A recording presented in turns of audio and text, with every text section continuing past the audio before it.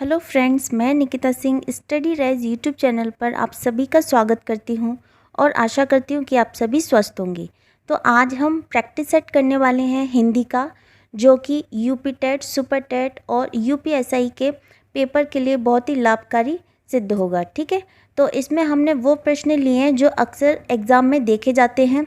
तो चलिए फिर स्टार्ट करते हैं। उससे पहले अगर आपने मेरा चैनल सब्सक्राइब नहीं किया है तो जल्दी से सब्सक्राइब कर लो और बेल आइकन को भी प्रेस कर देना। तो चलिए फिर स्टार्ट करते हैं। तो पहला क्वेश्चन दिया है, चंदायन के रचयिता हैं। चंदायन के रचयिता हैं, ऑप्शन दिए हैं मलिक मोहम्मद जायसी, कुतुबन मंझन या मुल्ला दाऊद। तो चंदायन के रचयिता हैं वो हैं मुल्ला दाऊद, ऑप्शन 4। ठीक है, चंदायन के रचयिता हैं मुल्ला दाऊद। और बाकी ऑप्शंस भी देख लेते हैं। मलिक मोहम्मद जायसी की जो रचना है वो है पद्मावत, पद्मावत मोस्ट इम्पॉर्टेंट। और कुतुबन, इनकी रचना है मृगावती, मृगावती।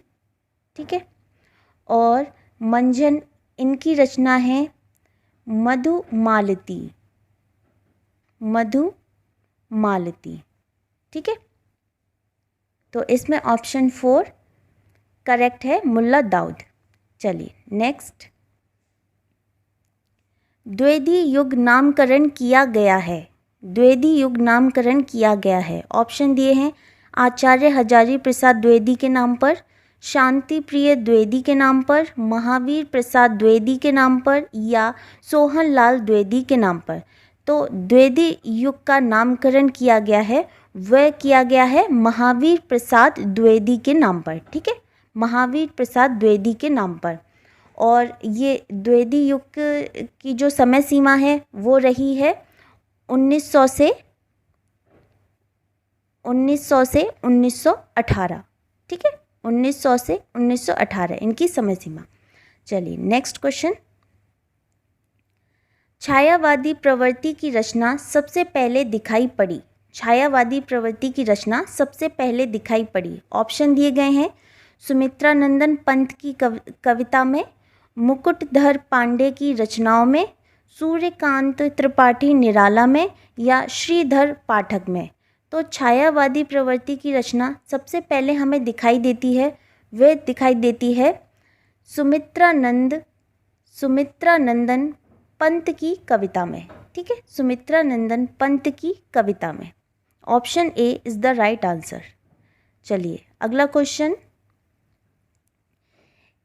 एक दूसरे से भिन्न भिन्न नए नए विचारों एवं रचना शैलियों के जो साथ कभी प्रयोगवाद के कवि के रूप में प्रसिद्ध हुए, उनकी कविताओं के संग्रह का सही नाम था।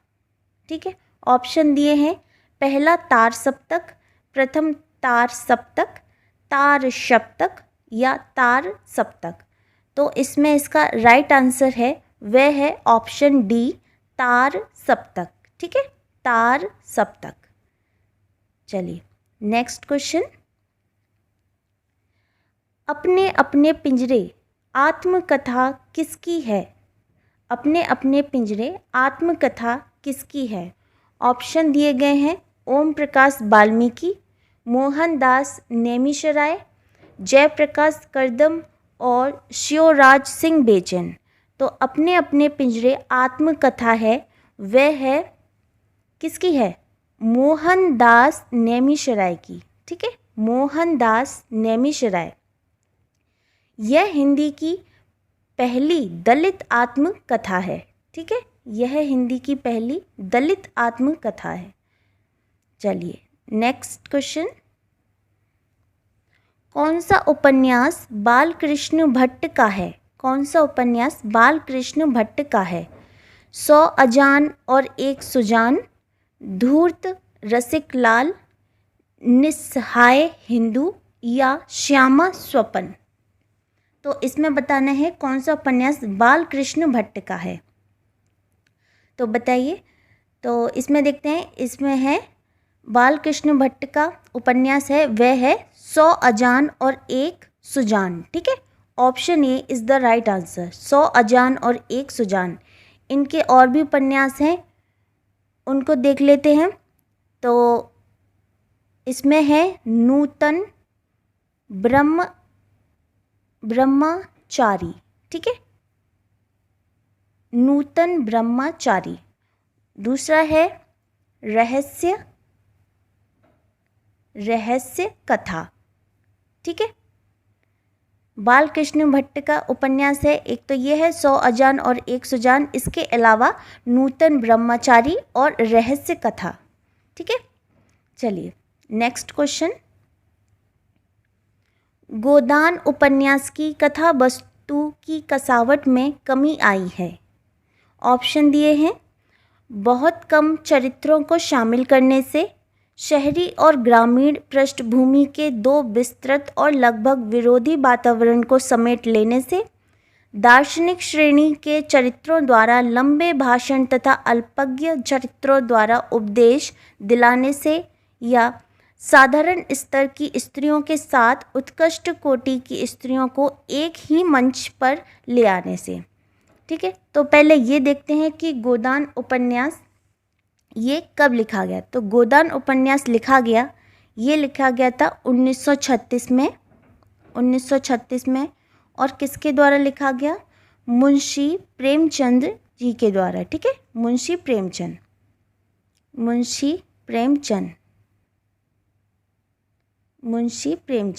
ठीक है। तो इसमें जो इसका आंसर होगा वह होगा ऑप्शन बी, यानी शहरी और ग्रामीण पृष्ठभूमि के दो विस्तृत और लगभग विरोधी वातावरण को समेट लेने से इसकी जो कथा वस्तु है, ठीक है, इसकी जो कथा वस्तु की कसावट में कमी आई। तो answer B, option B is the right answer.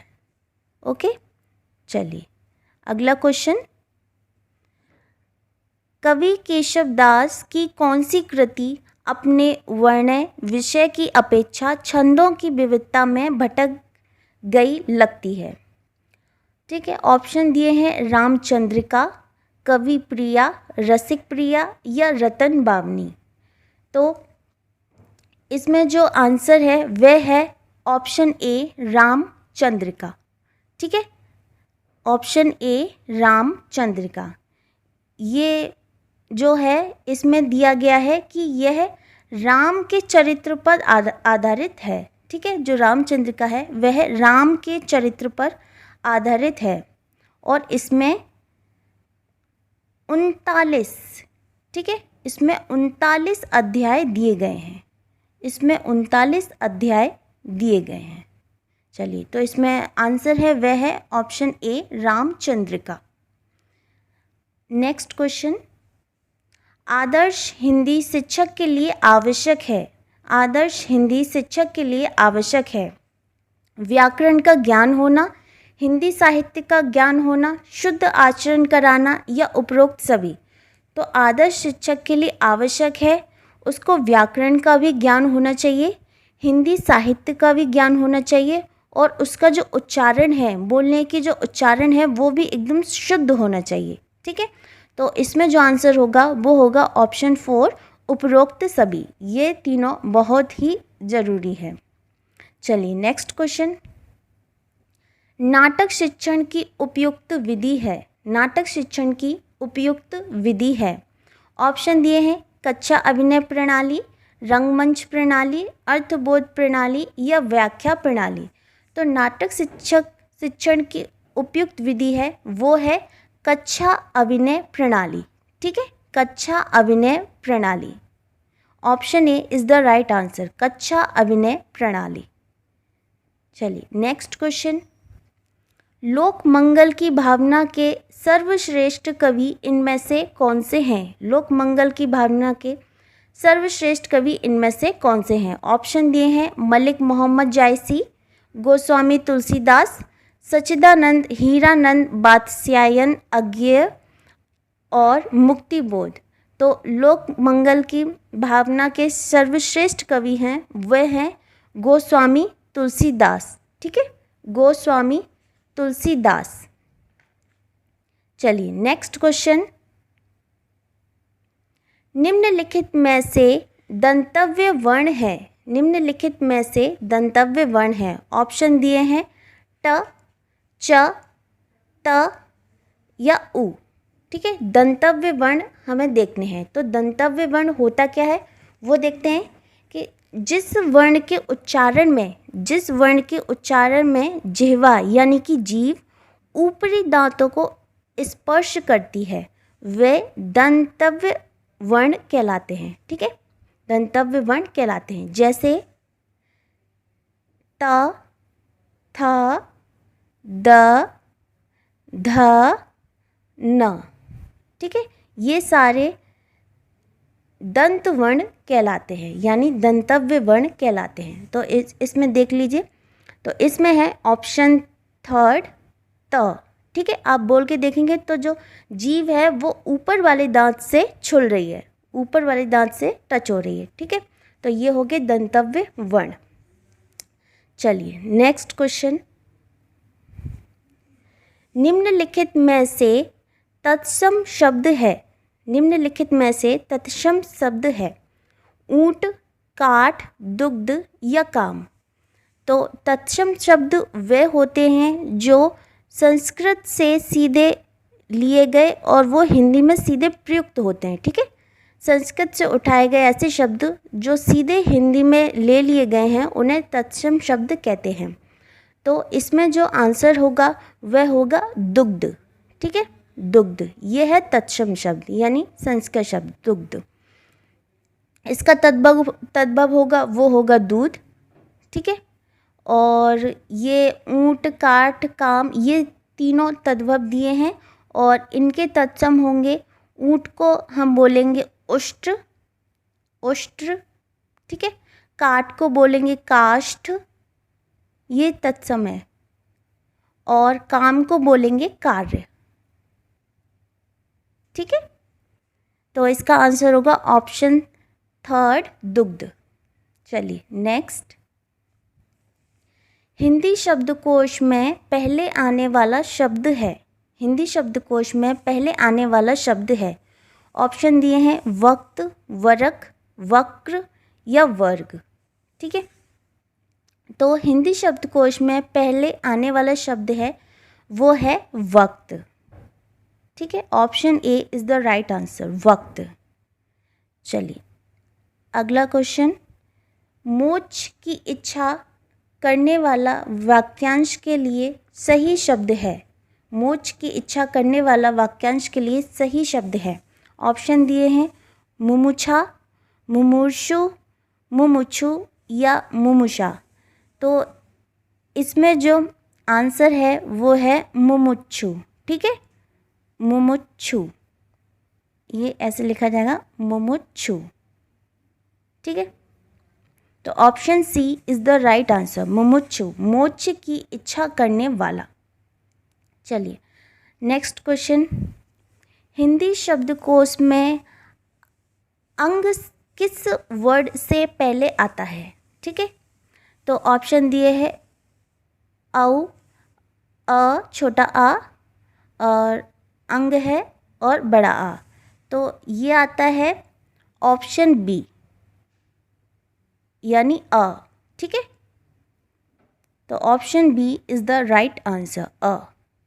चलिए नेक्स्ट, उपकार को न मानने वाला वाक्यांश के लिए सही शब्द है। उपकार को न मानने वाला वाक्यांश के लिए सही शब्द है।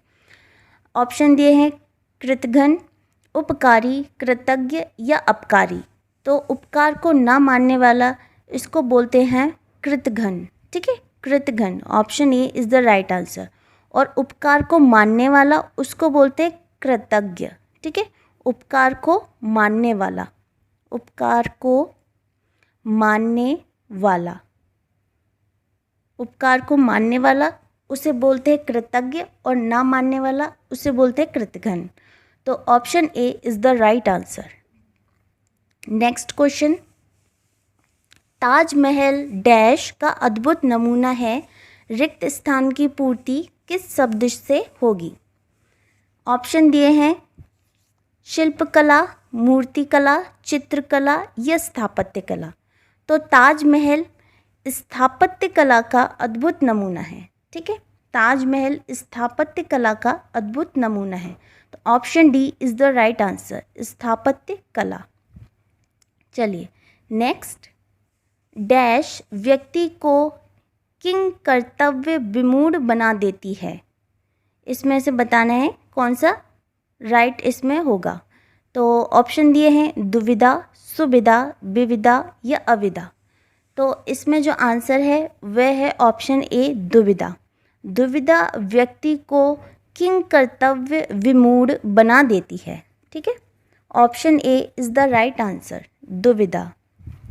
चलिए नेक्स्ट, लेखक शब्द के अंत में कौन सा प्रत्यय लगा हुआ है। लेखक शब्द के अंत में कौन सा प्रत्यय लगा हुआ है। ऑप्शन है क, इक, आक और अक। तो लेखक शब्द के अंत में जो लगा है वो है लेखक, अक। ठीक है, अक यानी ऑप्शन डी अक, लेखक। ठीक है, प्रत्यय वो होता है जो किसी शब्द के पीछे प्रयुक्त किया गया, उसे प्रत्यय बोलते हैं। उपसर्ग वो होता है जो किसी शब्द के आगे प्रयुक्त होता है, उसे उपसर्ग बोलते हैं। तो लेखक में जो पीछे लगा है अक, वह है प्रत्यय। ठीक है, तो option D is the right answer, अक। चलिए नेक्स्ट, निम्न में से कौन सा पाठ्य पुस्तक का गुण नहीं है। ऑप्शन दिए गए हैं सोद्देश्यता, उपयुक्तता, अशुद्धता और क्रमबद्धता। तो इसमें हमें देखना है गुण नहीं है। ठीक है, ये नहीं वाले जो क्वेश्चन होते हैं वो थोड़ा ध्यान से पढ़ा करिए। इसमें दिया है गुण नहीं है, तो सोद्देश्यता ये तो गुण होता है, उपयुक्तता ये भी होता है, क्रमबद्धता ये भी होता है, लेकिन अशुद्धता नहीं होता। ठीक है, ये पाठ्य पुस्तक का गुण नहीं है, अशुद्धता। तो option C is the right answer, अशुद्धता। नेक्स्ट क्वेश्चन, अन्य से अनन्या किसकी रचना है। अन्य से अनन्या किसकी रचना है। ऑप्शन दिए हैं मैत्रेय पुष्पा, मृदुला गर्ग, कृष्णा सोवती या प्रभा खेतान।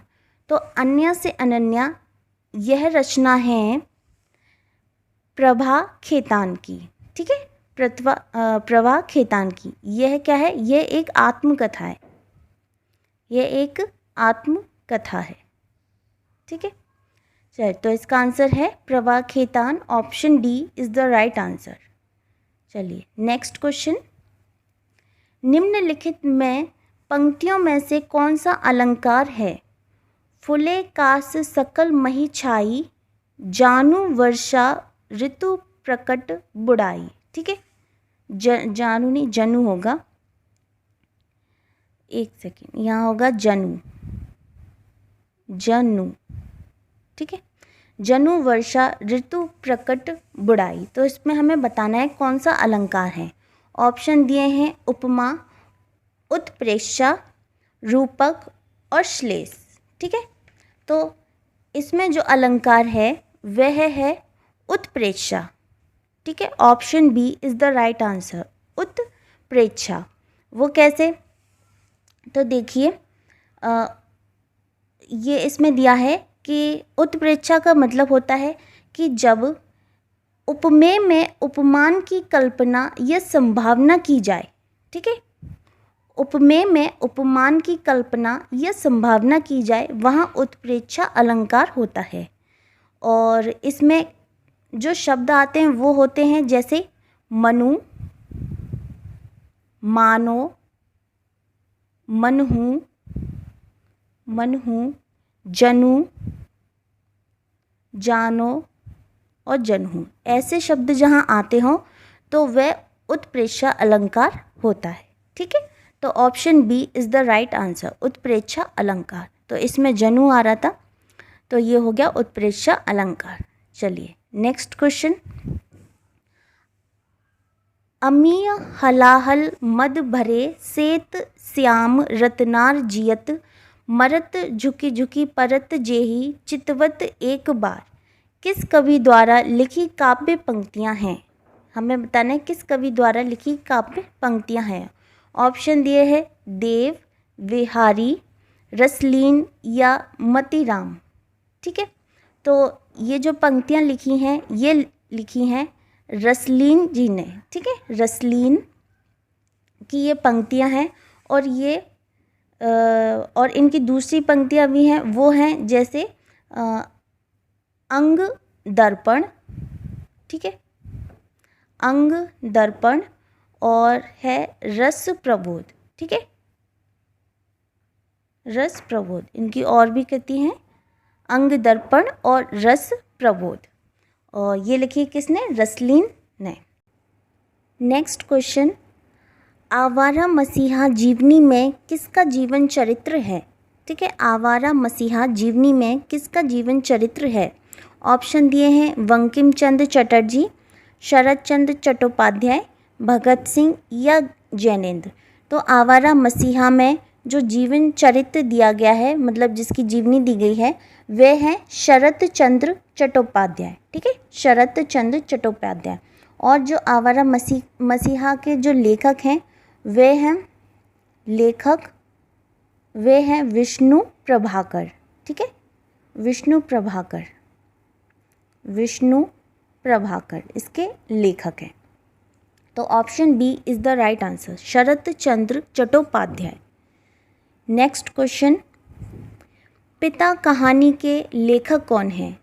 जो कहानी है पिता, उसके लेखक कौन हैं? ऑप्शन दिए गए हैं शेखर जोशी, उषा प्रियबंदा, उदय प्रकाश या ज्ञान रंजन। तो पिता कहानी के लेखक हैं वे हैं ज्ञान रंजन। ठीक है, ज्ञान Ranjan. Option D is the right answer, ज्ञान रंजन पिता कहानी के लेखक हैं। नेक्स्ट क्वेश्चन, हिंदी नए चाल में ढली कथन किसका है? हिंदी नए चाल में ढली कथन किसका है? ऑप्शन दिए हैं हजारी प्रसाद द्विवेदी, रामचंद्र शुक्ल, भारतेंदु हरिश्चंद्र या नगेंद्र।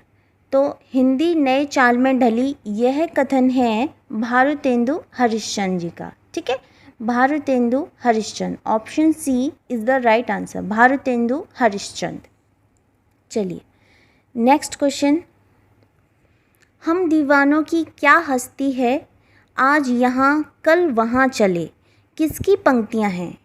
ठीक है, हम दीवानों की क्या हस्ती है, आज यहाँ कल वहाँ चले, यह पंक्तियाँ बतानी है, यह किसकी हैं? ऑप्शन दिए हैं नरेंद्र शर्मा, हरिवंश राय बच्चन, बालकृष्ण शर्मा नवीन या भगवती चरण वर्मा।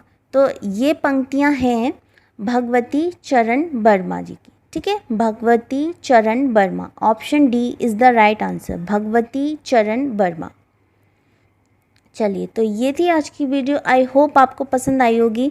मिलते हैं नेक्स्ट वीडियो में, तब तक के लिए थैंक यू सो मच।